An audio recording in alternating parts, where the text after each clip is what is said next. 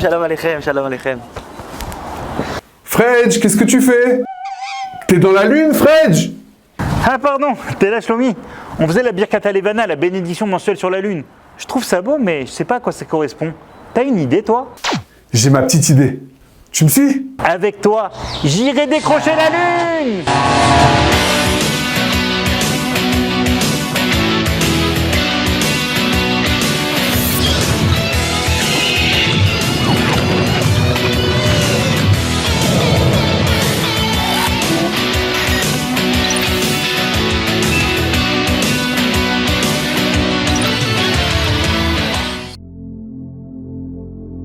Et le Tout-Puissant dit qu'il y ait des luminaires dans le firmament du ciel pour établir une distinction entre le jour et la nuit, et ils serviront de signes pour les fêtes, pour les jours et pour les années. Et ils serviront de luminaires dans le firmament du ciel pour éclairer la terre.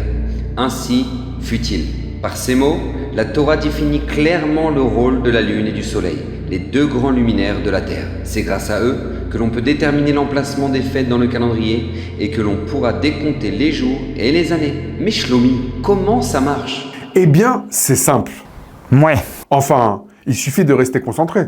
Le calendrier civil est un calendrier solaire. Solaire? Lorsque la Terre termine une révolution complète autour du Soleil, en un peu plus de 365 jours, on compte une année. Si on divise cette durée par 12, on obtient des mois d'environ 30 jours. Résultat, l'année correspond à un phénomène physique, mais les mois sont définis par une simple convention. Pour Fred et moi qui sommes dans la lune, ça existe les calendriers lunaires ? Absolument! Le calendrier islamique par exemple. Lorsque la Lune termine une révolution complète autour de la Terre en à peu près 29 jours et demi, on compte un mois. Si on multiplie cette durée par 12, on obtient des années d'environ 355 jours. Résultat, les mois correspondent à un phénomène physique, mais l'année est définie par une simple convention. Il y a une différence d'environ 10 jours entre une année solaire et une année lunaire. Et notre calendrier, il est lunaire ou solaire? Eh bien, le calendrier juif, il est lunisolaire. Quoi? Lunisolaire. Ça veut dire que les mois sont lunaires et qu'ils durent environ 29 jours et demi.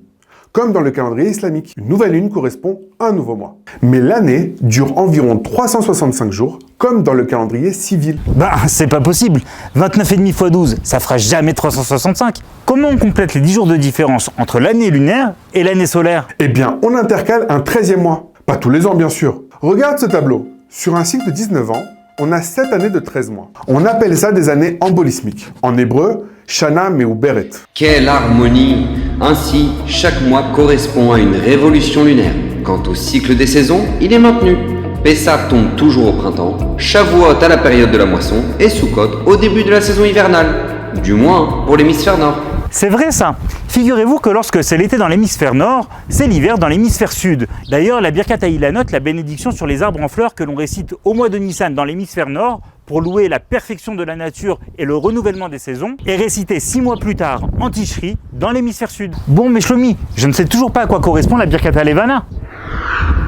C'est la bénédiction mensuelle sur la Lune. C'est une louange de la perfection de la mécanique lunaire. Plus largement, du cosmos, de son créateur et du peuple d'Israël, qui, comme la Lune, se renouvelle constamment. On récite cette bénédiction avant le 15 de chaque mois. Justement, Shlomi, je me trouve ici avec Paul Kamoun, astrophysicien, qui va nous en dire un petit peu plus. Oui, Fred, effectivement, Rosh Chodesh, c'est un élément très important du judaïsme. D'abord, c'est la sanctification du temps, c'est la première mitzvah que le peuple juif a reçue en sortant d'Égypte.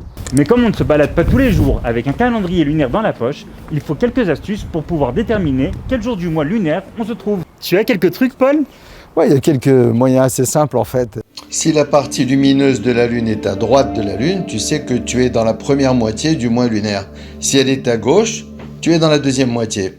Ensuite, une fois que tu as déjà déterminé dans quelle moitié du mois tu es, tu vas te repérer par rapport au 7 ou bien au 21, qui correspondent chacun à la visibilité d'une demi-lune. Et ensuite, tout simplement, ce que tu fais, si tu regardes la proportion de la Lune qui est éclairée, en tout cas qui est visible pour toi, et c'est très facile à juger, et tu sais à un jour près quel jour du mois tu es. Par exemple, nous on peut se tourner ici, on peut regarder, tu vois, on a dépassé un demi-disque en visibilité, donc on voit qu'on a dépassé le 7 du mois, Et on voit qu'on n'est pas encore au 15, puisqu'on n'a pas encore la pleine lune.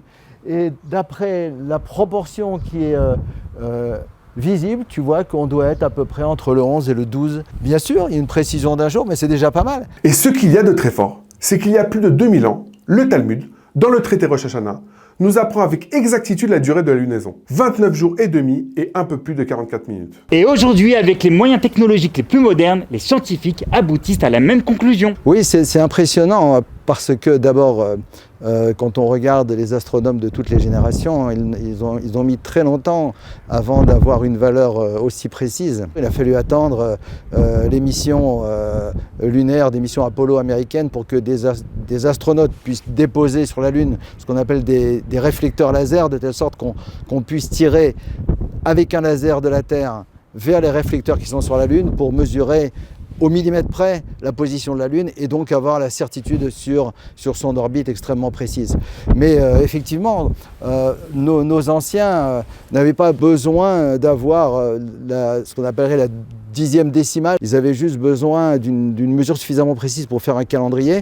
Et donc, ils utilisaient essentiellement des nombres entiers et il est impossible de retrouver une valeur aussi précise que celle qui a été transmise de génération en génération en se basant tout simplement sur des nombres entiers et sur des fractions pour donner effectivement que le mois lunaire, ce qu'on appelle la lunaison, est de 29 jours, 12 heures et exactement 793 chalakim, le chalak étant en fait l'équivalent de la seconde, mais en fait c'est au lieu de diviser une heure en 3600, on la divise en 1080 parties, 1080 présentant la particularité d'être divisible par pratiquement tous les nombres entre 1 et 10, et donc ça avait beaucoup de sens aussi de diviser les heures en 1080 chalakim au lieu de les diviser en 3600 secondes. À part la Birkat Elevana, il y a également la Birkat Harama, une bénédiction récitée sur le soleil une fois tous les 28 ans. Tu nous expliques pourquoi la Bat-Kol ? Parce que tous les 28 ans, un mercredi du mois de Nissan, le Soleil, la Lune, la Terre et les planètes sont dans la même conjonction astronomique et géométrique que lors de la création du monde. Le calendrier, c'est les mois et les années, mais c'est aussi les jours et les semaines. Aujourd'hui, toutes les civilisations du monde ont adopté la semaine de 7 jours. Mais pour le peuple juif, cela provient de la création du monde. Souvenez-vous, Dieu créa le monde en 7 jours. Plus précisément, 6 jours de la création matérielle et un jour, le Shabbat, couronnement des 6 jours de la création. Dieu crée le repos physique pour que l'homme puisse se consacrer pleinement à la dimension spirituelle.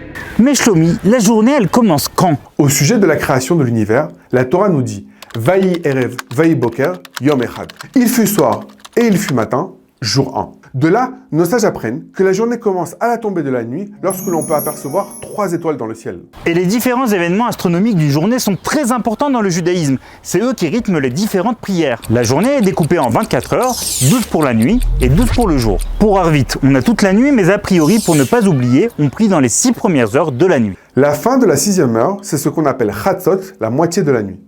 Pour Shacharit, on peut prier à partir de l'apparition du disque solaire. Cependant, le schéma Israël doit être récité avant la fin de la 3e heure. La Hamida du matin avant la fin de la 4e heure. Enfin, pour Mincha, on peut prier à partir de 6h30 depuis le lever du soleil et jusqu'au coucher du soleil.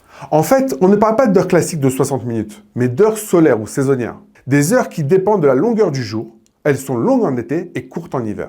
On parlait des 7 jours de la semaine, il y a aussi un cycle de 7 années. 6 années où l'on travaille la terre et une année de Shemitah, de Shabbat ou de repos de la terre qui est observée sur toute la terre d'Israël. Les agriculteurs abandonnent leurs activités professionnelles et ne se consacrent plus qu'à l'étude de la Torah. Les fruits de cette année sont sacrés, ils ne peuvent pas être commercialisés ni gaspillés. Sinon Shlomi, t'as déjà entendu parler de la ligne de changement de date ? Bien sûr. Prenons une journée au hasard, le mercredi 1er octobre 1941. Sur cette image, la Terre vue du pôle Nord. Quand il est minuit, dans les îles du Pacifique, le monde entier se trouve dans la journée du 30 septembre. Mais ça ne dure qu'un instant. L'instant d'après, les îles du Pacifique commencent à passer dans la journée du 1er octobre. Ainsi, quand on traverse la ligne d'est en ouest, on passe du 1er octobre au 30 septembre. Cette ligne doit forcément exister, mais son emplacement a été choisi arbitrairement par les nations, à l'endroit le moins peuplé du globe, pour perturber le moins de population. Cependant, j'ai entendu que selon certains de nos maîtres, ça ne serait pas cette ligne qui serait retenue par la halakha, mais plutôt une ligne située entre la Chine et le Japon. Ça me fait penser, Shlomi, le 1er octobre 1941, tu l'as vraiment choisi au hasard ? Bah, pourquoi? Parce que pendant la Seconde Guerre mondiale, plusieurs grandes yeshivotes de Lituanie s'expatrient vers Shanghai pour échapper au nazisme. Au cours de leur périple, en 1941 justement, elles arrivent à Kobe, au Japon. Une grande discussion à l'Afrique éclate. Selon le Rav Kisilov, installé dans le Mandchourie, on suit la ligne de changement de date internationale. À Kobe, on célèbre donc le Shabbat le samedi. Mais selon le Rav de Brisk et d'autres rabbinim, le Shabbat commence au Japon le dimanche. Le Rabbi Damchinov finit par mettre tout le monde d'accord. Pour éviter le doute, il suffirait de pratiquer 2 jours de Shabbat à Kobe. Mais il y a quand même un problème pour Yom Kippour puisque c'est une mitzvah de manger le 9 Tishri et de jeûner le 10. Alors c'était quoi la solution? Justement, Fredj, le 1er octobre 1941, date choisie par Shlomi au hasard, c'était Yom Kippour dans le monde. Le Chazon Ish, l'une des plus grandes sommités de Torah de l'époque, prit une position claire. Chers frères, mangez le mercredi alors que le reste du monde jeûnera et célébrez Kippour jeudi sans crainte. On raconte que 3 courageux jeûnèrent le mercredi et le jeudi sans interruption.